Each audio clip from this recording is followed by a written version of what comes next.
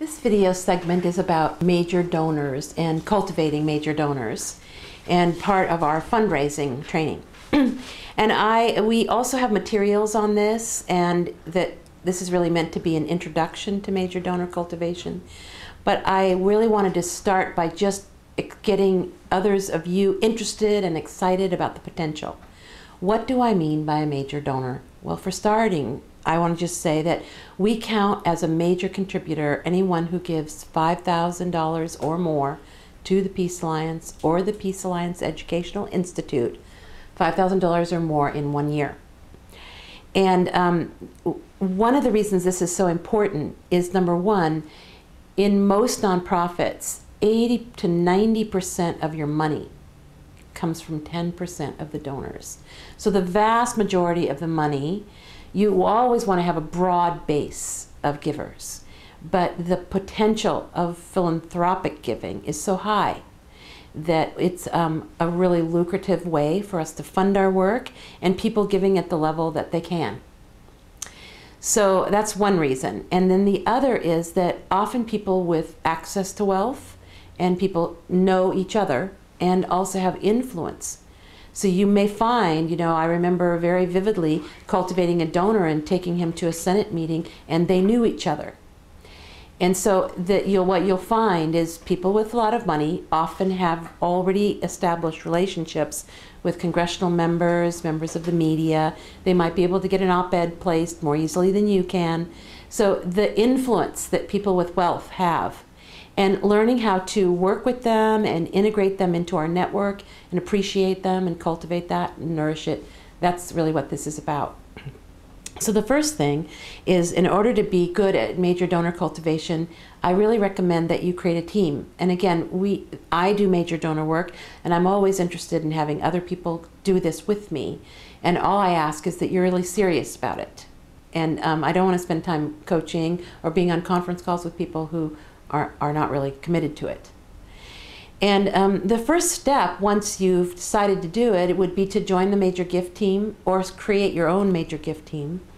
And then to start what I call the growing list, always growing list of potential philanthropic givers.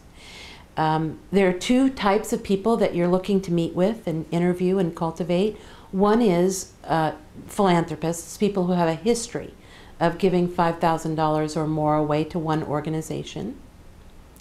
And then the second is people who are connectors, people who know lots of these people, people who put on parties for these people. Some of them may have been in that financial category in a previous time, and that's why they know all these people. But there are people who are just connectors. And as you begin to ask a lot of questions, you'll find out who they are for your particular area. And so what you want to do in these lists is begin to learn about these people. In order to know them, you want to learn all you can beforehand, so that you're really choosing people who are likely to be excited by us. If you find that some of the places you can go is, if you look at annual reports or on websites of donor lists of other organizations that have similar values, similar intent, you'll be able to see right there names of potential people, because they have a giving history, and they have a giving history with similar work. So that would be a big chunk. And then once you start doing that, you want to actually figure out a way to get a meeting. And the thing about getting a meeting is that you're going to have to deal with maybe their gatekeepers, often called personal assistant, and you convince that person. So just as like when you were working with your friends and family, you want to focus on establishing a relationship and a rapport with this person first. And then you want to actually ask if you may not ask them to help you get, like I'm talking now about a gatekeeper. You don't necessarily say, help me get a meeting, but maybe you can help me by telling me what's the normal process to have a meeting with so-and-so. And then they'll tell you, write a formal letter, or, what do you want? Or they might jump in and say, what do you want to meet about? And the thing I often say is that, well, I know that he is interested in gang violence, or really interested in street problems, or really interested in the police brutality cases that are going on. So I know they're interested in that, and I think we have some common interests, and I'd like to just have a meeting and explore what those common interests might be, and if he's interested, then maybe we'll move forward and maybe not. But that's what I want a meeting for. So again, I think that that's just, once you have these people on your list, you want to get a meeting with them. And you don't necessarily want the meeting, the thing about major gifts to know is that you don't close a big gift right away. It takes time. Can take, on average, people give their large gifts somewhere 22 to 25 months after they meet the organization for the first time. And so what are all the things that happens in between that?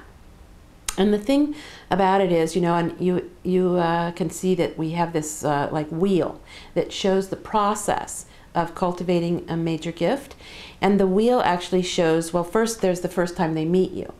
But then there's sort of like a repeating style of steps, and they are educating them about the campaign, about the organization, about the vision. And then there's engaging them. This might be involving them in some way, like you're going to meet with your member of Congress for the Piece of the Pie campaign, invite them to come along. All the things that you're doing as part of your campaign work, that this potential big giver could actually learn the organization best by getting really involved.